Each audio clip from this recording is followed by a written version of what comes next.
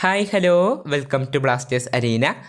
Kerala Blasters ഇന്ന് നടക്കുന്ന മത്സരത്തിൽ ചെന്നൈ FCക്കെതിരെയാണ് കളിക്കുന്നത്.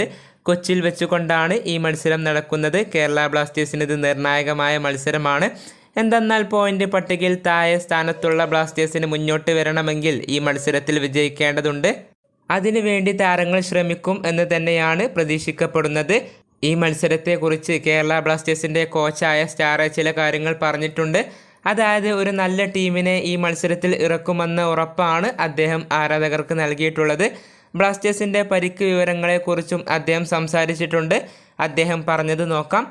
മുമ്പത്തെ അവസ്ഥ വെച്ച് നോക്കുമ്പോൾ ഞങ്ങളുടെ പരിക്ക് സാഹചര്യങ്ങൾ ഇപ്പോൾ മെച്ചപ്പെട്ടിട്ടുണ്ട്.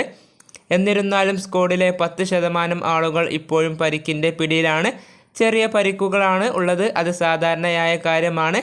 പക്ഷേ ഞാൻ നിങ്ങൾക്ക് ഒരു ഉറപ്പ് നൽകുന്നു, ഒരു നല്ല ടീമിനെ തന്നെയായിരിക്കും ഈ മത്സരത്തിൽ ഇറക്കുക.